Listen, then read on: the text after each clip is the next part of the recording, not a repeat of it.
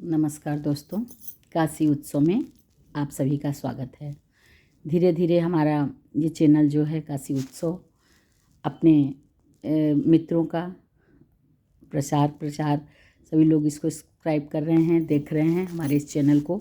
मैं बहुत बहुत धन्यवाद देना चाहती हूँ आप लोग को, और मैं चाहती हूँ कि ज़्यादा से ज़्यादा लोग इसका प्रसार करें और समय समय पर मैं आप सभी लोगों को जो भी धर्म से संबंधित, धार्मिक और उत्सव से संबंधित चीज़ें होंगी मैं इस पर देती रहूँगी। सिया राम मैं सब जग जानी, करहूँ प्रणाम जोर जुग पानी। बंदहूँ प्रथम महीसुर चरना, मोह जनित संशय सब हरना। सब में परम प्रकाशक जोई, राम अनादि अवधपति सोई। जाके सुमिरत ते रूपनासा, नाम शत्रुघ्न वेद प्रकाशा। राम लक्ष्मण जान की, जय बोलो हनुमान की। भरत लखन रिपुदन है सुजान की। जैसा कि काशी के लोग जानते हैं कि हमारे रामायण के बहुत से अंश यहाँ लिखे गए, और जब लिखे गए तो हमारे तुलसीदास जी पर कितने ही आक्षेप हुए, आप सभी को पता है। तो जब ग्रंथ तैयार हुआ तब भी आप लोग जानते हैं कि विद्वत समाज इनके पीछे पड़ा, और यहाँ पर उनको काशी विश्वनाथ में परीक्षा के लिए हमारा रामायण रखना पड़ा। और उसके बाद रात भर बाद जब विद्वत समाज ने सुबह देखा तो सारे ग्रंथ नीचे थे और तुलसीकृत रामायण सबसे ऊपर था। ये हम भगवत प्रेरणा से ही ये हुआ था, क्योंकि जो वाल्मीकि रामायण था वो जन जन सुलभ नहीं था, और हर व्यक्ति जो शिक्षा नहीं पाया है या संस्कृत के अर्थ को नहीं समझता, सामान्य, अवधी, भोजपुरी, इस तरह की भाषाएं, ब्रज की भाषा जो भी हमारे ये संबंधित होती है, वो भाषाओं के चलने वाले जन सामान्य को ये नहीं मिलता था। तो भगवत प्रेरणा साक्षात शंकर भगवान ने स्वयं धरती पर आकर तुलसीदास जी का पालन पोषण किया। जैसा कि आपको पता है कि कुछ दिन में उनकी जो पालक माता थी उनका भी बिछो उनको हो गया था, लेकिन उन्होंने स्वयं उनकी देख रेख की और उनकी प्रेरणा से रामायण का प्रारंभ हुआ और अंत हुआ। और आज घर घर में कोई ऐसा सनातनी हिंदू परिवार नहीं है जहाँ रामायण न हो और जहाँ रामायण न पढ़ी जाती हो। हर हफ्ता, हर दिन सबके घर में रामायण होता है, अखंड रामायण होता है, मंगल शनि को सुंदरकांड होता है। ये हमारे कविवर तुलसीदास जी के लिए की कृपा से ही संभव है। और तुलसीदास जी ने पहले ही स्पष्ट कर दिया, स्वंत सुखाय तुलसी रघुनाथ गाथा। मैंने अपने सुख के लिए, अपने सुख के आनंद के लिए ये रघुनाथ जी का नाम संकीर्तन संपूर्ण रामायण में किया है। इसके अलावा मेरा कोई अन्य उद्देश्य नहीं है, क्योंकि मैं अपने आत्मा की संतुष्टि चाहता हूँ और उसके लिए मैंने इस ग्रंथ की रचना की है। उन्होंने पहले ही बालकांड में स्पष्ट कर दिया। लेकिन इस समय हमारा जो सुंदरकांड की ये चौपाई, ढोल गंवार शूद्र पशु नारी, सकल ताड़ना के अधिकारी, इस पर विवाद हो रहा है।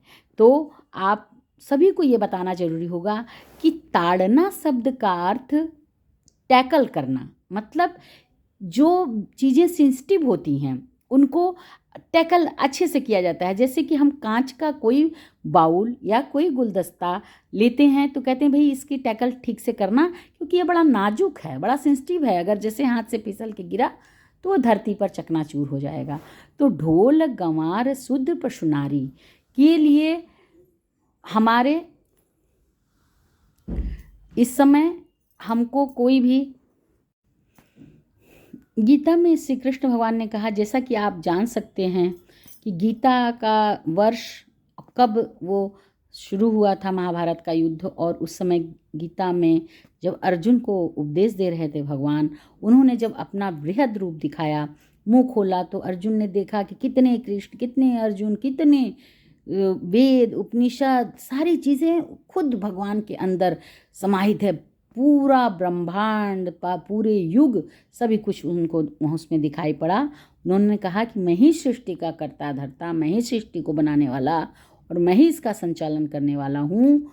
तो उन्होंने कहा कि भगवान ये इस तरह से सभी वर्ण का विभाजन, क्षत्रिय युद्ध करेगा, ब्राह्मण यज्ञ पूजा करेगा, तो ये किस तरह से, इसको किसने निर्धारित कर दिया?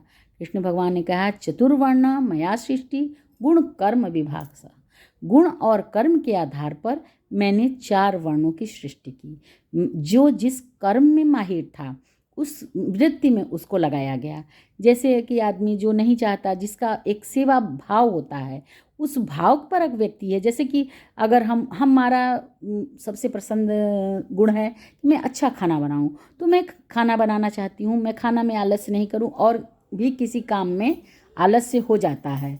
तो इस तरह से मैं जो हूँ, भगवान का कहना है कि जो जिस कर्म में प्रवृत्ति था, जो विद्वान था उसने विद्यार्थियों को पढ़ाया, जो क्षत्रिय था, वीर था, जिसमें वीर रस ओतप्रोत हो रहा था, वो क्षत्रिय बना, और जिसमें गुण व्यापार का था, व्यापारिक था,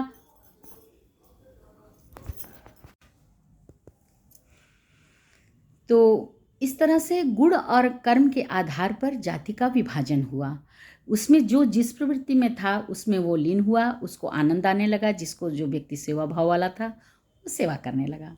लेकिन दिन प्रतिदिन वो चीज़ें जब कालांतर में रूढ़ हो गईं, तो जो जिसमें था उसी में रहना चाहा, उसमें ही उसने अपने परिवार को बढ़ाया, उसी में, और बाद में जाते जाते ये परंपराएं जो बन गई उसमें रूढ़िवादिता आ गई कि क्षत्रिय ब्राह्मण का नृत्य नहीं कर सकते, ब्राह्मण क्षत्रिय का नृत्य नहीं कर सकते। इसमें हमारे शुरुआत से कोई वर्ण का नाम नहीं था, इच्छा पर वृत्ति करता था व्यक्ति। तो जब हमारा आजकल पूरा विवाद हुआ है कि तुलसीदास जी ने ऐसे लिख दिया, ढोल गवार शुद्ध पशुनारी सकल ताड़ना के अधिकारी। ताड़ना शब्द टैकल करना।